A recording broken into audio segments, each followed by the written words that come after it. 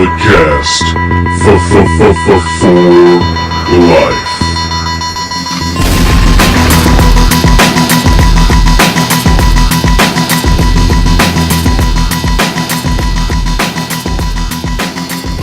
Hello, ladies and gentlemen. Welcome to the Bulletcast. We are about the number 22nd sports and recreational podcast in the world, but yet again, we are the only sports and recreational podcast. It is simply just too sweet. I am here to give you the analysis of all pro wrestling's #BALLIN event that took place last night in Daly City. I was accompanied by Brandon, the Canadian Destroyer, my co-host, and Ulysses. He was on the podcast yesterday. You know, he was filling in for us because we were going to the APW show last night. And ladies and gentlemen, I'm about to take you on a journey. On a very, very interesting journey. But before I do, if you want to hear Brandon's take on this whole journey, go listen to his podcast, Curveballs and Chair Shots. It's on iTunes and wherever you find podcasts. It's about 9 minutes. It's about a 9-minute monologue. You know, he talks to his, I think his co-host's name is Dominic, you know, and apparently, I just listened to it, you know, just a few minutes ago, and I guess I heard Brandon say, you know, Dominic doesn't like to hear the name of this pod, Bulletcast. I don't know why, Dominic, you know, if there's some beef that we have, and I don't think I've ever met you, my guy, like, come talk to me, let's sort it out with our words, you know, we can't have this hostility towards each other if we don't even know each other. Alright, so here we go. So, you know, we decided to leave at 6 o'clock, because the show starts at 7:30. We decided to leave at 6. You know, I have all my stuff packed up, ready to go, because we all decided to meet at Chabot or whatever. Actually, Brandon is going to meet us across the street at the cafes, so we can park his car, or his Jeep, rather. Sweet Jules.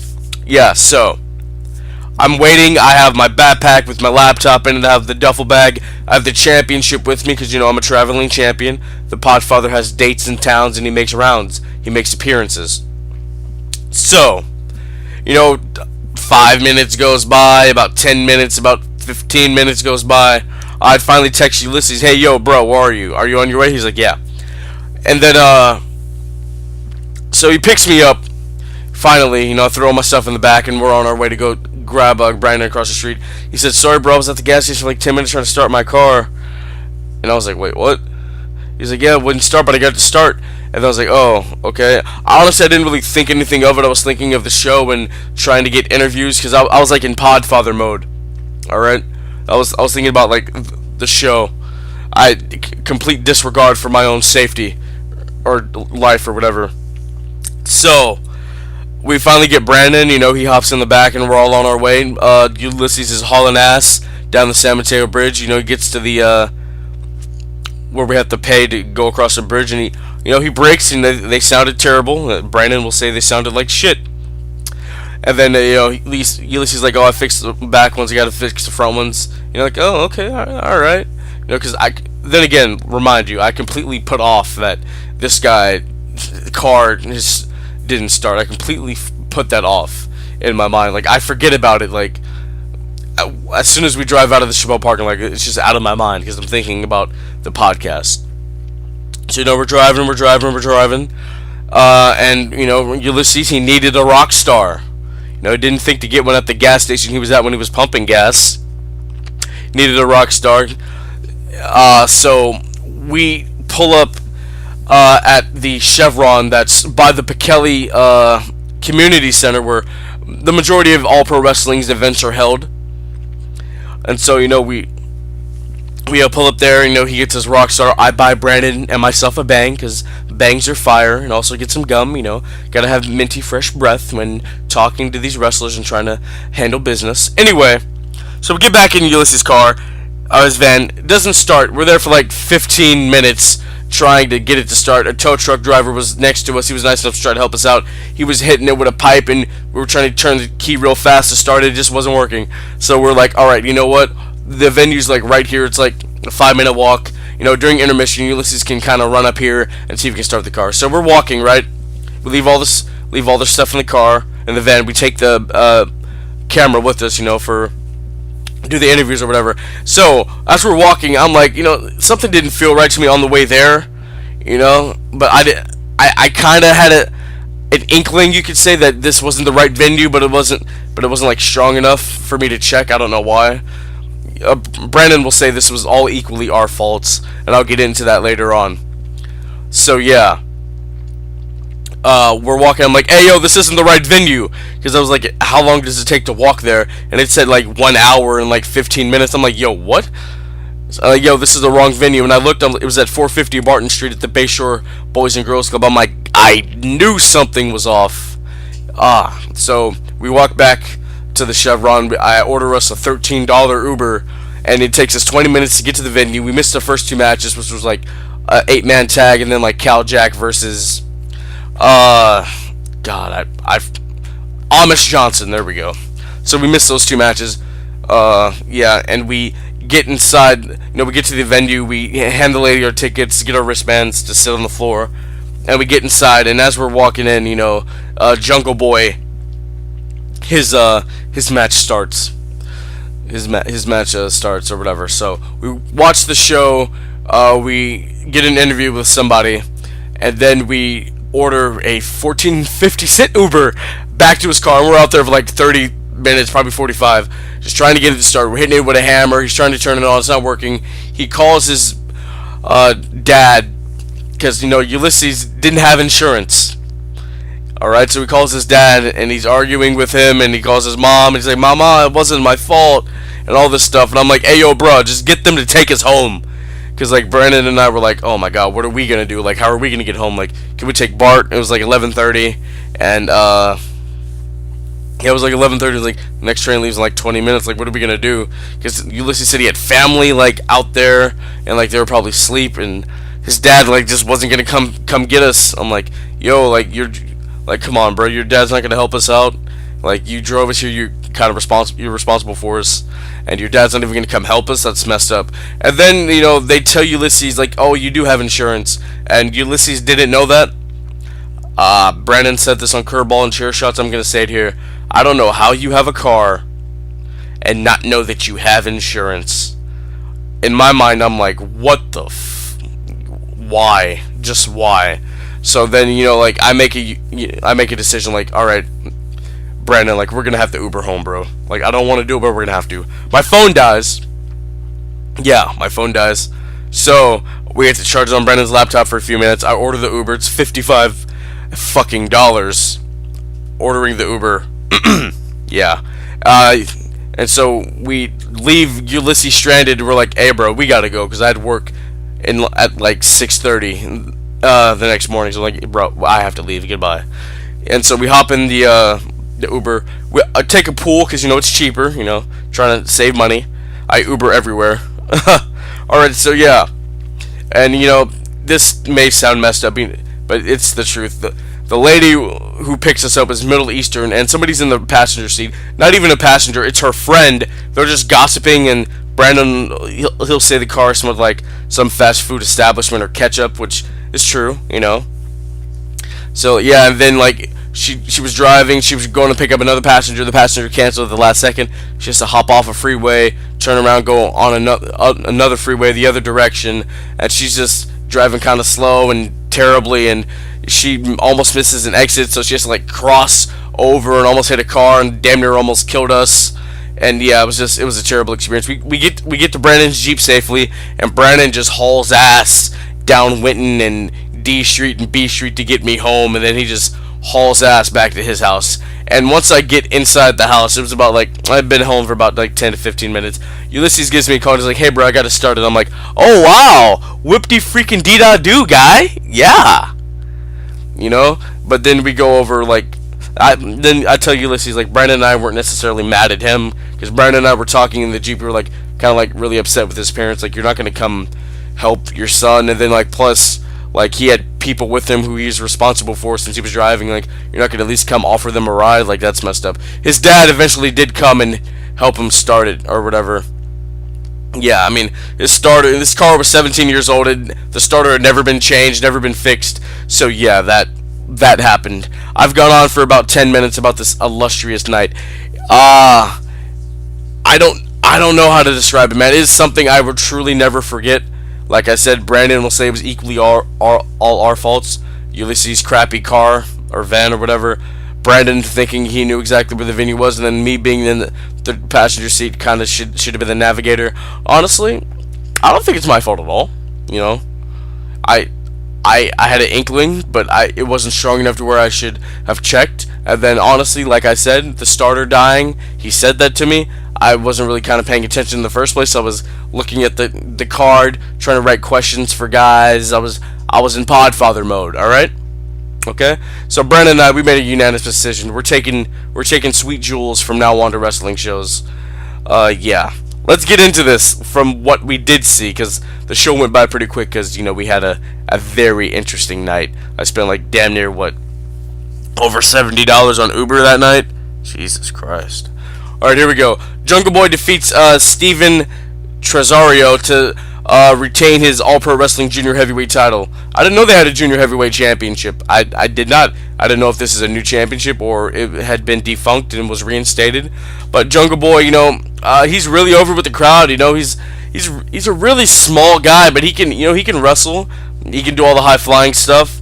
There was a great springboard cross body from Jungle Boy to Tresario. The match, it was really just a lot of high flying from Jungle Boy. Jungle Boy gets the pin, he gets the win, and then what happens after? I forget this guy's name. He's a manager. Honestly, I remember him because he was handling the money whenever Cody would make an appearance at All Pro Wrestling. He'd be there, like, taking the money, you know, taking pictures and giving out shirts or autographs or whatever, handling Cody's money or whatever.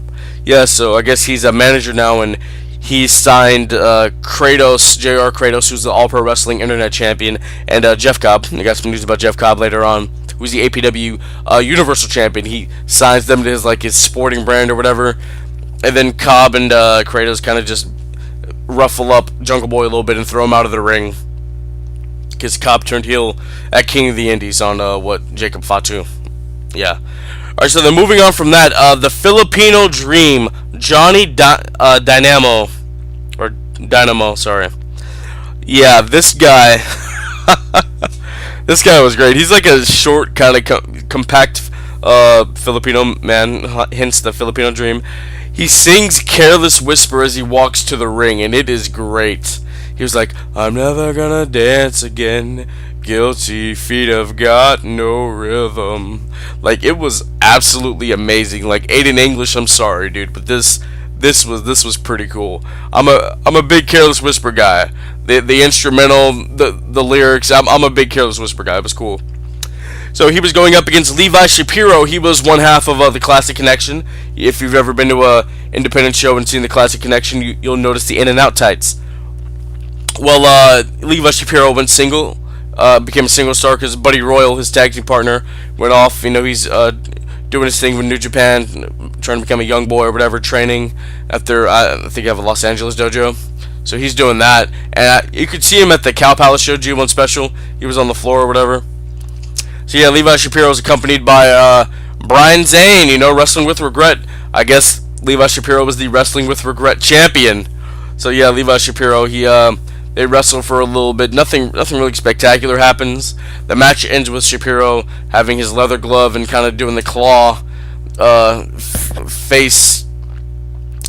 It's not even a face choke. It's just he puts his leather glove over Johnny Dynamo's face, and the ref just calls for the bell. So Dynamo wins by that standard. Anyway, Shapiro and Zane, they talk about how old school wrestling's cool, old school is still cool, he's a 21st century old school guy, and then they make their way to the back. Alright, after that we have MVP Montel Vontavious Porter.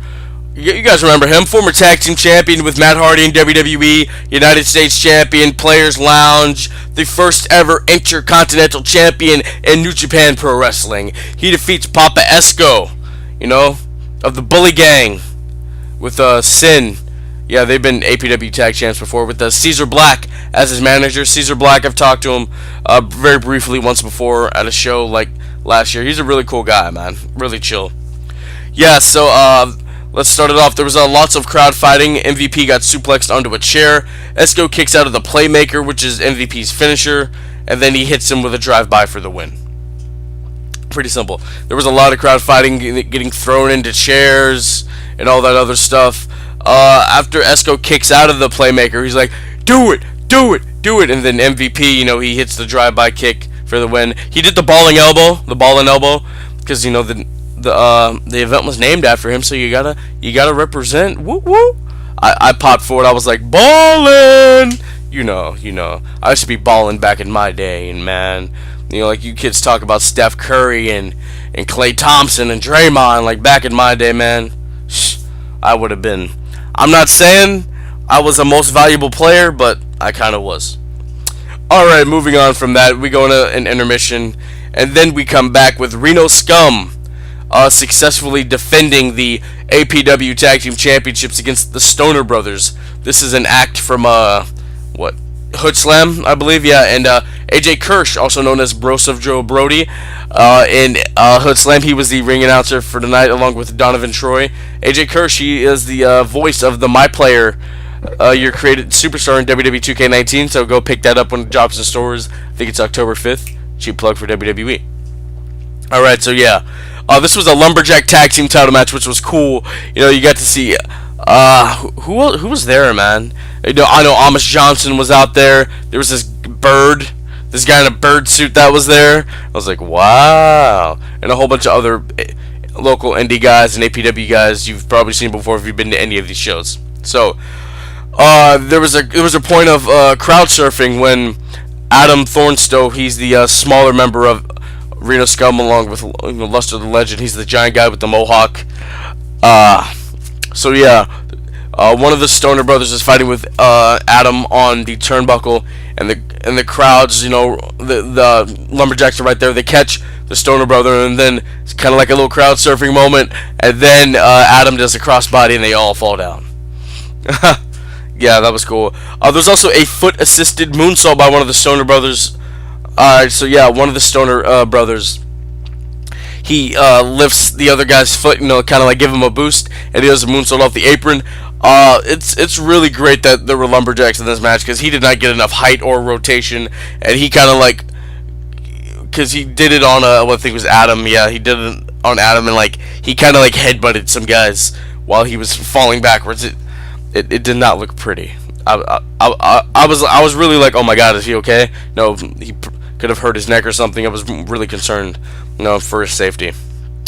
All right, and then this is the point of the match. The guy in the bird suit, he tries to get in the ring. First of all, he shockmasters himself because his head falls off, and one of his feet fell off too. He hits one of the Stoner Brothers with a fireball, and yeah, and then with a fireball, and then I think it was Adam who covers him for the 1, 2, 3, and they retain the titles.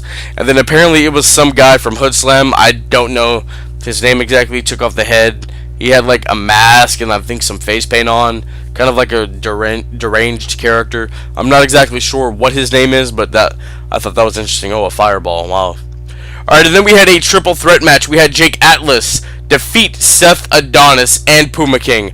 Puma King was I think Brandon said it best: if Tiger Mask and Pentagon Jr. had a baby, that's what it would be. He came out to what was that song? Shot to the Heart. Was it Bad Name by Bon Jovi? Yeah, I was like, wow, I did not expect that from him. Jake Atlas, he had what is it oh my god, interesting tats. He had the Statue of Liberty on one side and Donald Trump on the other. So that's awesome. Jake Atlas, he just had generic baby blue tights and kick pads. So yeah, this was a pretty cool match. It was a spot fest, but it was decent. Atlas and Puma double team Adonis, clothesline him outside of the ring. Atlas and Puma exchange a cruiserweight sequence on each other. So yeah, arm drag, Hurricanrana, cover. They kick out immediately. They do the kip up, all that good stuff. And then Adonis comes back into to spoil all the fun, clotheslining both men. And actually, no, clotheslining Atlas, and he starts punching Puma. The highlight of the match was when Adonis throws Atlas my direction, and Ulysses, the guy whose car breaks down, let me remind you, doesn't move away quick enough, and I almost get hit with Atlas's body. Yeah, so I see they're coming up. I'm like, alright, move. Everybody else has already moved. I'm like, alright, Ulysses, move. He has this Bluetooth earpiece in his ear all the damn time. like watching anime and listening to Spotify. It's why he always gets picked on in class wherever we're in class. I'm like, move, bro, and like Atlas's elbow kind of clips me in the leg, and I'm like, ah. So we kind of like look at each other while he's on the floor, while he's selling, and I'm like, yeah. Alright, so yeah, Ulysses just move out the way quick enough. Alright, so then Atlas has Adonis in the surfboard submission position, and Puma comes off the top rope with a diving double stomp. I thought to Adonis, I thought that was pretty badass. I thought that was pretty cool. Alright, with Adonis in the corner, Puma and Atlas take turns clotheslining him, and then they do a Dragon Ball fusion pose, which was pretty over with the crowd. Get a nice little pop, cheap pop. Alright, Puma hits a deadlift power bomb on Adonis, and then Atlas, he was on the top rope, and he does a cartwheel motion on the ropes, and then he comes down and DDTs Puma, and then pins Adonis for the win. So I thought that was interesting. Alright, and then the main... Oh my god, wait, I knew I forgot something, ladies and gentlemen. Hold on, we have to backtrack. After the Filipino Dream match, it was lost in my notes because there's so much stuff. There was Joey Ryan, the King of Sleaze, Dong style. He was just at All In with the Penis Druids. He defeats Chocolate Poppy Striker. I talked to Striker at intermission. He's a really cool guy. I tried to interview him, but Ulysses didn't go over there quick enough, and he was already back in the back packing up. And I'm like, oh man, wow, probably try again next time. Yeah, so Striker, he used to be tag team champions with Carl Fredericks, who we've interviewed on this podcast twice. Carl Fredericks' theme song is Power by Kanye West, and Striker normally comes out to some Bobby Brown, and I'm always jamming out when he's making his entrance.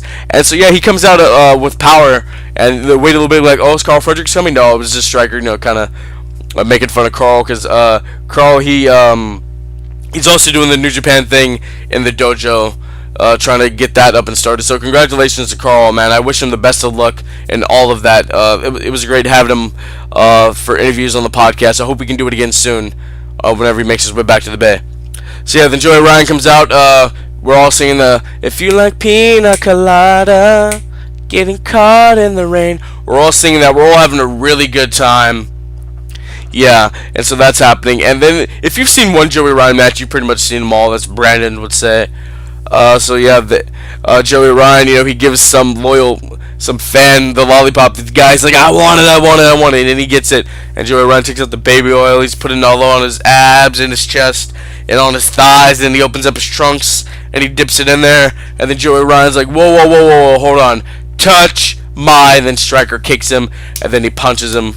Yeah, and then they trade some. I think there were a couple arm drags in there. They trade some maneuvers with each other, and then of course the highlight of the match, he does the dick flip, because Joey Ryan has a strong dick. He does the dick flip to Striker, and then he gets out the lollipop from his trunks that has baby oil. I don't know how he does it. I don't know if the lollipop gets baby oil on it or not, because that'd be even more disgusting than it already sounds. Wrestling's so weird, man, but I love it. Yeah, so he gets that lollipop, and he puts it in Striker's mouth, and he super kicks Striker for the win. And then Joey's celebrating, and then Striker attacks Joey with his shoe, his amateur wrestling shoe. I think it was all black Asics, so it's pretty nice. And then he starts beating him with that, and he puts the lollipop in Joey's mouth, and Joey's like trying to get up. He's like, what? And then he's walking out of the ring, and some random guy, actually this guy's a random, I know him a little bit, just sticks it in his mouth, and the guy's like, oh, what? Like, what? Yeah, the guy who gets the lollipop after the match is over, the second lollipop, dude follows me on Twitter. I met him at a show 3 years ago, at a show that I will not name. But yeah, that was cool. I talked to Joey Ryan after. I tried to get an interview with him, because Brandon has a project, for the San Francisco State Magazine, and I have a journalism class. I was gonna try to get an interview and write about it, and he had to drive back to LA, so he said not today. We understand Joey Ryan. He's a busy guy. Plus, I didn't want to really cut into his merch sale time anyway. Yeah. So then, fast forwarding all the way back through all that stuff. Back to the main event. It is Jacob Fatu. He's a part of the on the Hawaii Samoan Wrestling Dynasty, the Bloodline. He's with Will Hobbs. He was a former All-Pro Wrestling Tag Team Champion, Internet Champion. He was with Lion Power with Marcus Lyon. They go on to defeat Jeff Cobb, the Universal Champion, and Kratos, the Internet Champion. Yeah, this match was real. It was cool, you know. So first of all, Will Hobbs shout out. He comes out to Walk It Like I Talk It. I was like, hey, I was jamming. I was doing like the Millie Wop or whatever. I was like, walk it like I talk it. Honestly, I wanted him to be out there long enough, kind of still embracing the crowd, so Drake's part could come on, because that's like my favorite part of. Anything Drake's on is probably my favorite part of any song, you know. So yeah, there was some fighting outside of the ring by both teams before the match officially started. Match starts with Fatu and Cobb. You know, they had a rivalry over the Universal title. Fatu hits Cobb with a handspring moonsault for a 2 count. Cobb performs an impressive deadlift suplex on Will Hobbs. Hobbs hits a solid spear on Cobb, and then he tags in Fatu. Fatu clotheslines Cobb outside of the ring, and then hits a suicide dive on Kratos, and then hits one on Cobb, and he takes his shirt off several times. He takes his shirt off, and several times he chants "Oos," and the crowd responds with "Oh," you know, like the Usos do on WWE television. Alright, the match proceeds back into the ring. Kratos throws Fatu into the turnbuckle, and then he turns himself inside out and hits the turnbuckle upside down, kind of like HBK used to do back in the day, or even how I've seen Seth Rollins do it a couple times. Cobb gets tagged in by Kratos, and Cobb hits a deadlift pump handle slam on Fatu. Fatu makes the hot tag to Hobbs. Hobbs hits his spine buster on Kratos. Cobbs breaks it up for a 2 count. The ref takes a bump. He takes a bump, yeah, so Fatu ran into the ref, like, onto the turnbuckle after Kratos moved out of the way. Yeah, so after that happens, let me see, where are we on the notes? Fatu, ref bump, ref bump, ref bump. Ladies and gentlemen, I'm sorry, I lost my place. Alright, yeah, so after the ref bump happens, what is it? Cobb hits Hobbs with the headbutt. Hobbs hits Cobb with the discus forearm. Kratos hits Hobbs with a jumping knee, and then Fatu hits Kratos with a super kick, and then they all fall down. The crowd, you know, they clap a little bit, and you know, as all wrestling crowds do whenever the two guys or however many men or women are in the match, when they're all down at the same time, you know, so they can kind of transition and move on to the next thing. Alright, and then Jungle Boy comes out, and he's trying to get the manager of Cobb and Kratos, and the manager's kind of running away, and then, so it's just, the ref was down, I think, even longer than Braun and Roman were in the Hell in the Cell, just taking a nap. Fatu was kind of taking a nap too. Yeah, so Kratos and Jeff Cobb, they just throw Jungle Boy around and around and around. I'm like, wow, just throwing him around. And then finally, Cobb is lifting him up for lifting up Jungle Boy for a power bomb. Jungle Boy, you know, he punches him in the head, and then hits a Hurricanrana. Fatu comes in, super kicks Kratos. And then both Fatu and Will Hobbs go onto the top rope. The ref finally wakes up. They hit Uso splashes for the win. Yes. After that was over, Cobb, you know, he says, "I want you," and he did. We thought, oh, who's he talking to? Because all Hobbs, Fatu, and Jungle Boy are at the top by the entranceway. And Cobb's like, "I already beat you, Fatu. I want you." And then he calls Jungle Boy by his real name, which is something Perry, because if you know Luke Perry, 90210, River was a Riverdale. Yeah, he's a famous actor's son. You know, that's who Jungle Boy is. So probably at Halloween Hell in November 2nd, that's probably when we're going to see that match. Probably give him a shot at the APW Universal title. Alright, ladies and gentlemen, that pretty much wraps up not Halloween Hell, APW hashtag BALLIN. Good show. I know I'm never disappointed with an all-pro wrestling show. I always have fun there. They put on a great content. This was like the first time in a while we haven't seen Marcus Mack like out on the floor. Dave Meltzer was there though. You know how I feel about Big Dave. During intermission, there was this guy just talking Dave's ear off, and Dave's just standing there because like Dave, I can respect about Dave Meltzer. Like he's not like it's not all about him. It's about the wrestlers. He's like off on the side, against the wall, just trying to watch them watch the show. Yeah, so this guy's just talking Dave's ear off, and Dave's just looking like, yeah, He's like, he's looking like, oh my god, why is this guy talking to me? The dude looks all excited to talk to Dave, and Dave just has this look like piss off. Like, I was like, wow. I thought it was hilarious. I did. Yeah, so the Jeff Cobb thing I wanted to talk about. Jeff Cobb at intermission agrees to do an interview with us. Brandon interviewed Reno Scum at the end, and they looked like they did not want to talk to Brandon. Luster, he was just kayfabing Brandon the whole damn time, and Adam Thorne, so he was a little more lenient, so to speak.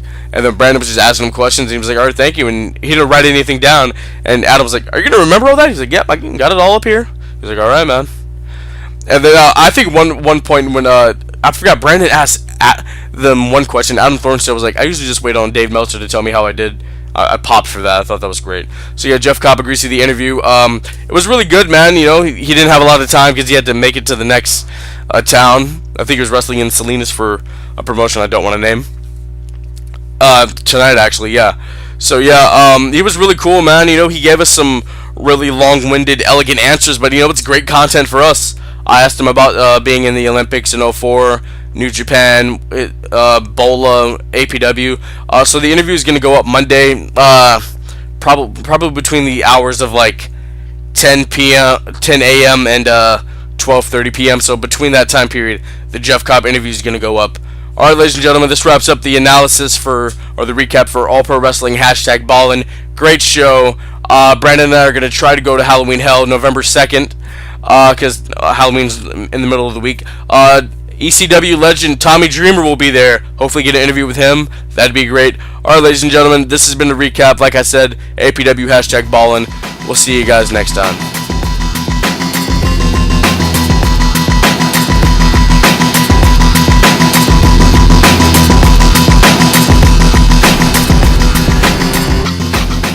This has been the Bulletcast. Thank you for listening.